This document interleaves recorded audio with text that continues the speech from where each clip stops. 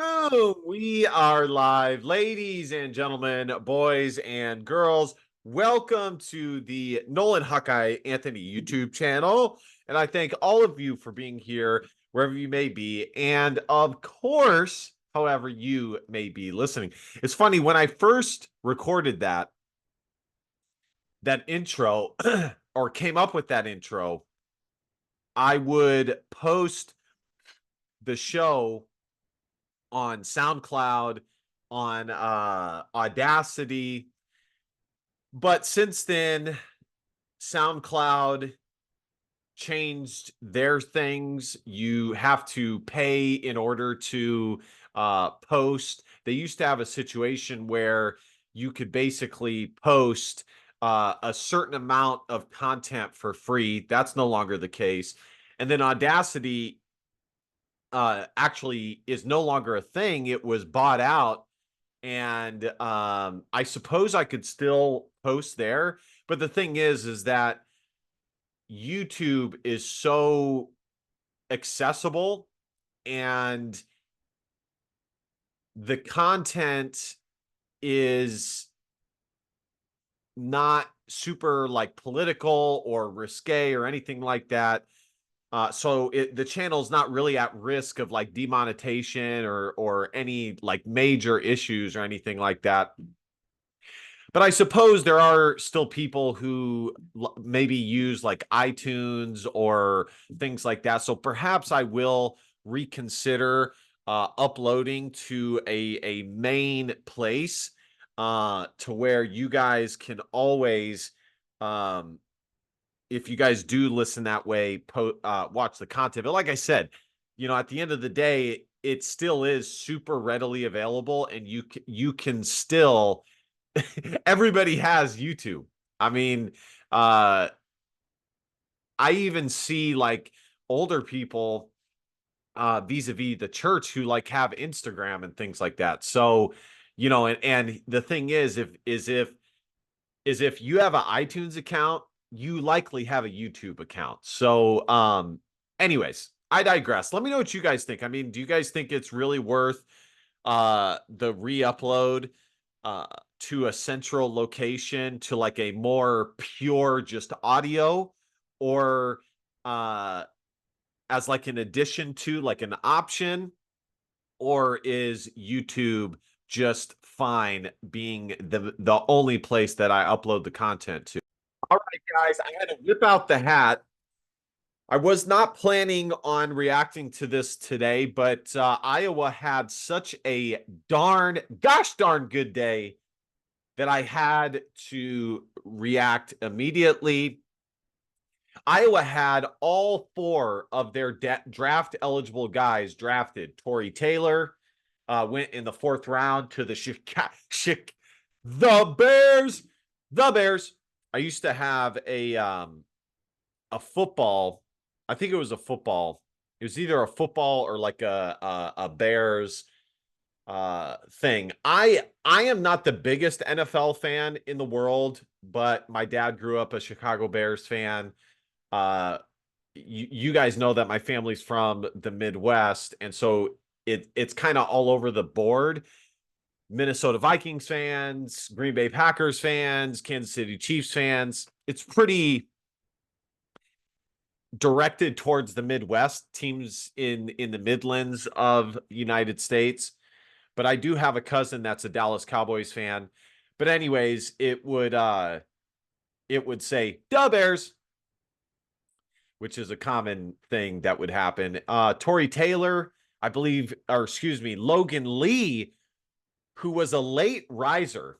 Football is like the one sport. I suppose you can do it in basketball too, but basketball, you do need to have at least a decent amount of on the court production to pair with like fabulous testing scores in order to like jump your way into being drafted. We saw Joe Wieskamp, but then again, Joe Wieskamp was a 15-point a game scorer, and so it wasn't like out of the norm that he got drafted. his athleticism added to his basketball skill on the court. I suppose you do have some guys that are I would say the only time where athleticism testing is able to jump a guy into being drafted in the NBA is if it's like a freshman or like a really young 18, 19-year-old guy. And the NBA scouts see that guy as having a ton of upside that they can develop given the athleticism that they have. But football is really unique in that it really is such an athlete sport. It's not to say that skill does not exist and talent does not exist. Of course it does. I think Cooper, you look at the first 2 rounds, that's where you really see it the most. The combination of skill and athleticism, the all-around package. That's why if you look at NFL.com, they have the production score and then the athleticism score, because those two are like the main ingredients towards a guy being an NFL draft prospect. So Logan Lee definitely upticked his draft prospect with his combine numbers. And I always say this, guys. I always say this. I've said this every draft. I've done separate videos on Iowa wide receivers. I get so tired of hearing that Iowa is like they're good because they're hard-nosed and and they got big old boys up front, as if they're not athletic. That is the stupidest thing that I have heard. Year in, year out, Iowa guys test in the top of the top, not just for their draft class, but for all drafts combined or combines combined, test really well. We saw Riley Moss kill it. We saw Michael Ojemudia back in the day kill it. Lucas Van Ness was one of the best testing for his position that we have ever seen. Cooper DeJean ran a 4.4340 and jumped a 38-inch vertical, nearly jumping 40 effing inches at 200 pounds. Okay. That's definitely the average safety height or weight. Safety weight is like 205 to 215, I would say. And then anything above 225 is linebacker height or weight, excuse me. So year in, year out, Iowa guys test fabulously at the NFL Combine. And this is something that NFL scouts are privy to because they see the numbers every year. But it's just Iowa, I think, one, because they have a lot of white guys, and two, which I will circle back to with Cooper DeJean, two, they have kind of always just had that like hard-nosed, bring your lunch pail to practice, big boys up front kind of stereotype, rather than being known as like a super athletic, fast team. You guys got to understand, if you're a school like Iowa, the only way, not that Iowa has like recruited terribly in the past 10 years, because they've actually recruited fairly decently, especially the past, I would say, 5 or 6 years. But if you're not going to be a team that consistently recruits in the top 20 consistently, then you do have to find a way to bring your program up elsewhere. And where did Kirk Ferentz do that? Decide to do that in the strength and conditioning program. Love him or hate him, Chris Doyle, but he got some really good numbers. And it looks like Iowa's guys are still testing really, really well under the new strength and conditioning coach. So I don't know where that has come from. Iowa's guys are always super athletic. One guy that I'm curious about is Eric All. I didn't see his testing numbers. Let's see if we can get that pulled up. So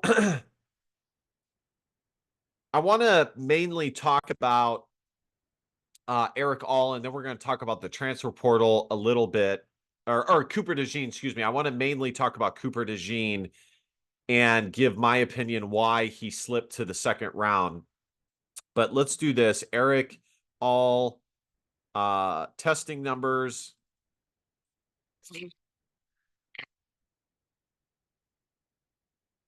So he went to the Cincinnati Bengals at number 115.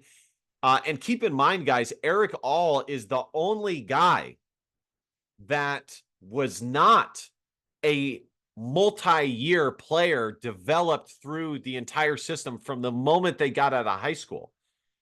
Torrey Taylor, Logan Lee, and Cooper DeJean were all pure Iowa Hawkeye guys that were developed in all of their years at Iowa. Eric All was the only guy that was a one-year player that had also been developed at Michigan. So definitely, I would say some of the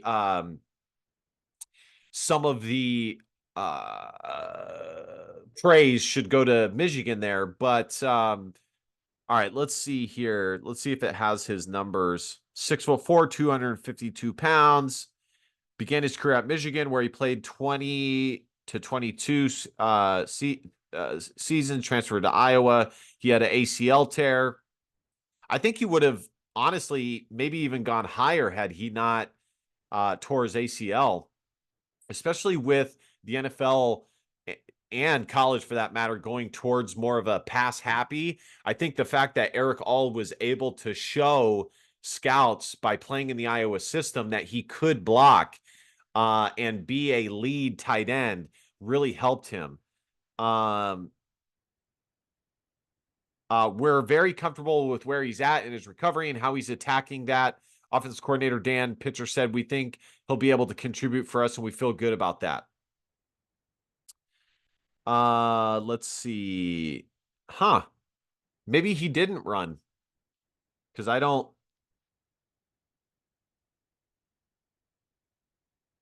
Let's see if this has it. He may not have run because he was still recovering. I'd be slightly surprised by that. So they had him as 14th. He actually did much better than that. I wonder what number tight end he was taken off the board. Yeah, I don't think he tested.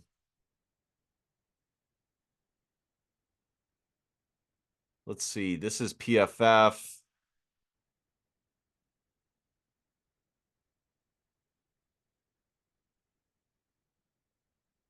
NFL is Eric All the total package? Hogs Heaven. This is, I'm guessing this is. So they projected him 4th to 5th round. They were correct about that.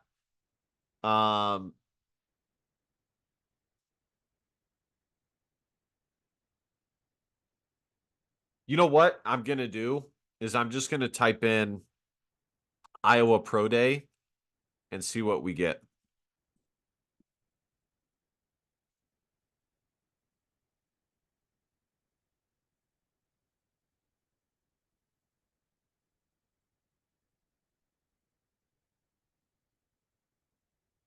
Joe Evans apparently is being seen as a fullback, maybe a potential tight end. Yeah, he's too small to play defensive end in the NFL. But in the NFL, he would have to be way stronger, like astronomically stronger for his weight and size to be able to play defensive end at 6'2", less than 265 pounds. Another NFL tight end, Logan Lee, was one of the 3 tight end recruits in Iowa's 2019 class, but he moved to defensive line before he stepped on campus. He became a 2-year starting defensive tackle and a key cog in one of Iowa's top defenses. Lee attended the Shrine Bowl and later the NFL Combine and produced several quality workouts at both locations. Among defensive linemen, Lee posted the top time, 7.16 seconds in 3-cone drill for the tied for first in the 20-yard shuttle, seventh in the 40-yard dash, and eighth in bench press. So yeah, I don't think Eric All ran at the Iowa Pro Day. I mean, I'm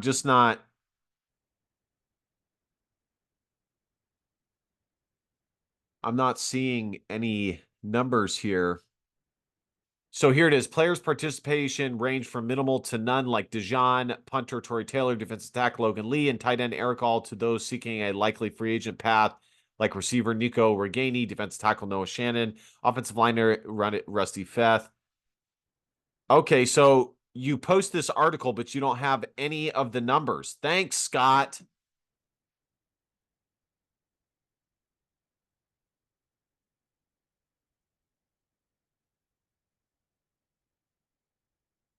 Man.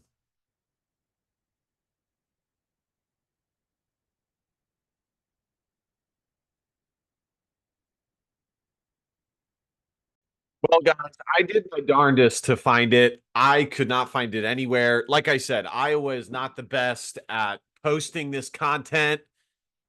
This is stuff we need to see, but I don't think Eric All tested at the combine or at the pro day. Well, he definitely did not test at the combine, although he was invited, but he did not get a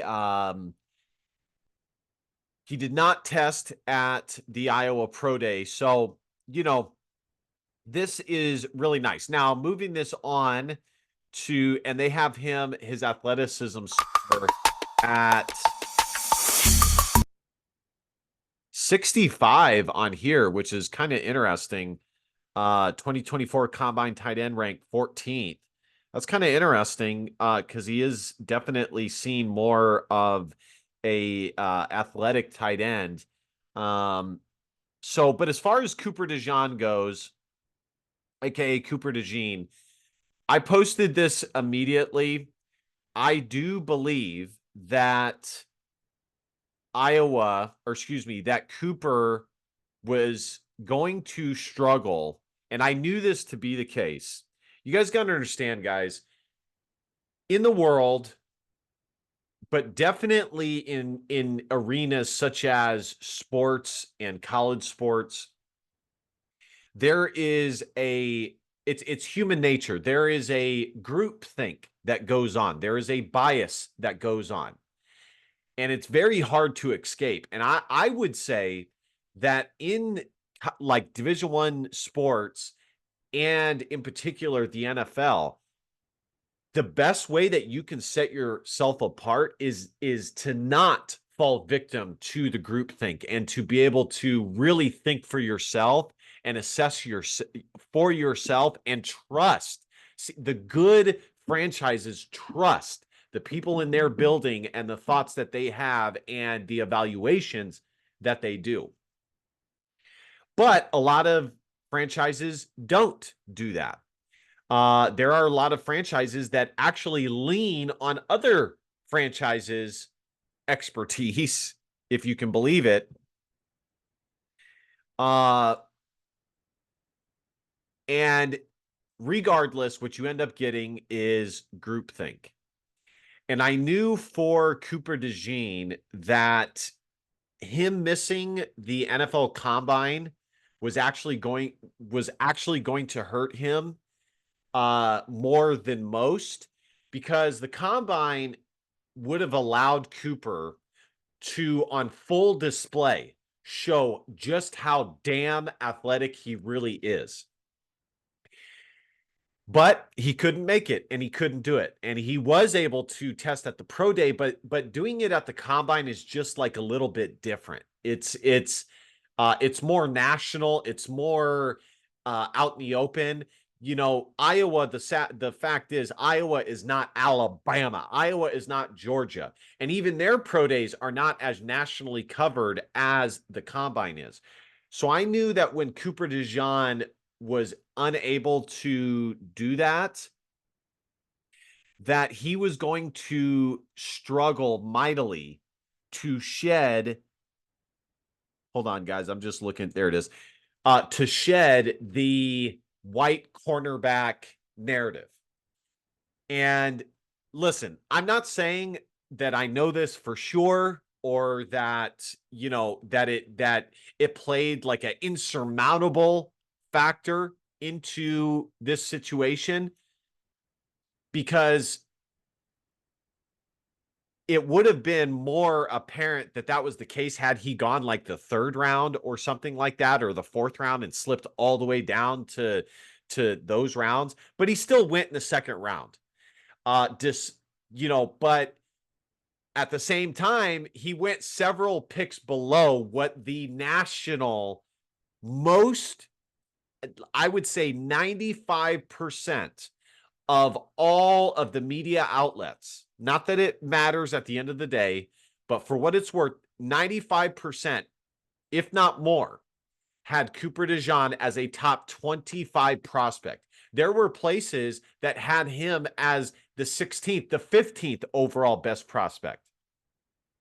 So the fact is that if you look at the national consensus, and I don't like to appeal to consensus because that is in debate technically a fallacy, appealing to authority, appealing to consensus. But if you look at that and you look at what scouts were saying and what we were hearing, he did fall lower than what was projected. Now, the other thing is that every single draft is different. Every single draft is unique. And what I mean when I say that is some drafts, teams have certain needs, and it happens to be super heavy in the position group for that particular draft. For example, this draft is a great case in point. Most drafts really do need quarterbacks, especially in the first round, because that is a franchise-changing position. And if you have a draft that has a lot of prospects, legitimate prospects at the quarterback position, you're going to have several quarterbacks that are taken in the first round, which is exactly what we saw at the in this 2024 NFL draft. But the perfect example of what I'm talking about is the offensive line. A lot of teams had massive offensive line needs, and this draft was terribly top heavy with the offensive line rather than it being kind of solid across the board without having a ton of top tier talent. And that's why those guys went in the first round, because a lot of these franchises thought to themselves, well, we need an offensive line. We're not really high on anybody past the first round. They're all guys that we don't think would have a ton of upside making it on our team or making an impact for our team. Thus, we have to get an offensive line in the first round because most of the talent is near the top. It's very top heavy and it drops off substantially past that. So every draft is different. That was a factor that played into this one. And what I'm getting at is that for Cooper DeJean and every player really, ultimately there's only so many teams, but ultimately there's only so many teams that have a need at your position. And realistically, there was the teams that I was hearing for Cooper DeJean were the Green Bay Packers. They had a need at DB, but they chose to go a different route. The Philadelphia Eagles had a need at DB, but they chose to go a different route in the first. That is, they were still very, very high on Cooper, and they took a massive risk moving off of him. So let's hold on a second. I wanted to see. So Eric All was the first, second, third, fourth, fifth tight end taken off the board to Cincinnati. That's not bad at all, considering consensusly he was like more near like the the 6 to 12 range. That's most places had him as the 6th to 12th best tight end, somewhere in that. One, not 1, 2, 3, 4, not fifth, not fifth. Oh no, that's not correct. Hold on. One, how many teams went before? Hold on, guys. 1, 2, 3, 4, 5. Looks like 5 got, so he went 6th. Looks like 5 guys went before him. Says there's another page. Where's the other page?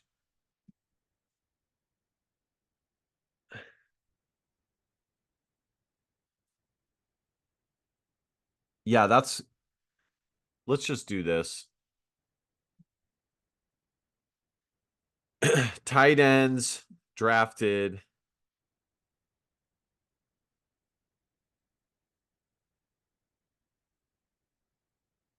Let's see this one.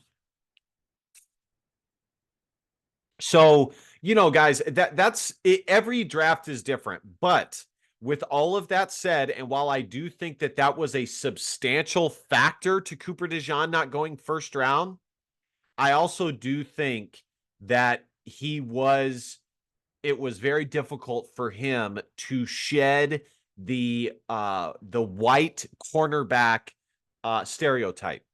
And you know what? Honestly, guys, I'm not saying that like as a super super negative thing, because it's kind of fair, like honestly, because you know, if you just look at it, I was watching a video that the last white cornerback that was drafted was like 1969. Okay. Let's be honest. It's not super it's not something that is super apparent or happens a lot of the time. It just is not. So, there is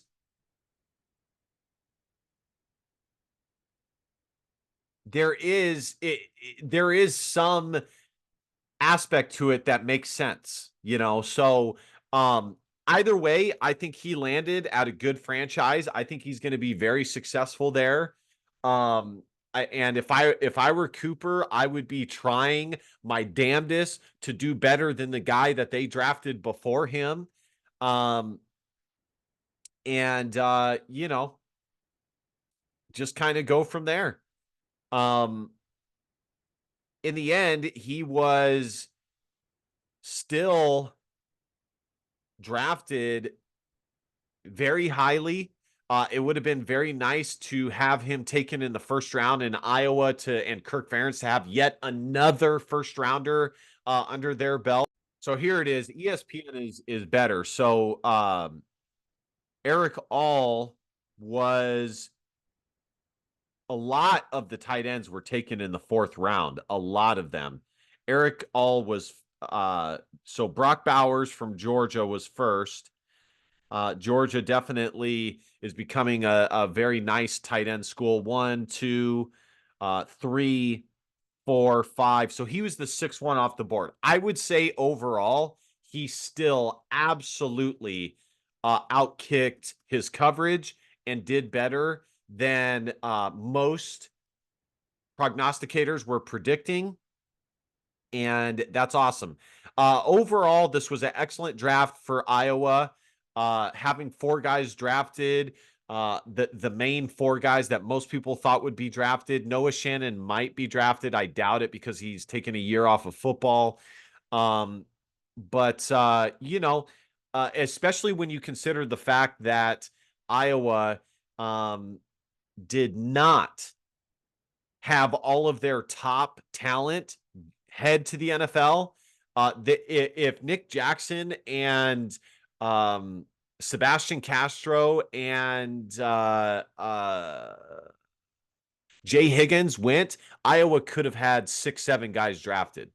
So the last thing for the draft I wanted you guys to see is just how happy Cooper DeJean was when he got drafted. So let's go ahead and Huge take a part of listen those here. excellent Iowa defenses now. Yeah, the Eagles had an issue in that secondary, and you think about what Cooper DeJean's versatility. Well, man, he play anywhere in that defensive backfield, Lou. You think about a guy who was cleared for all football activities April 13th. Why? Because he had a fractured fibula during practice in mid-November. Missed the final 4 games of the year. Prior to that, Cooper DeJean, 3 pick sixes in 2022. This past year prior to the injury, no touchdowns allowed in coverage, only allowed 1.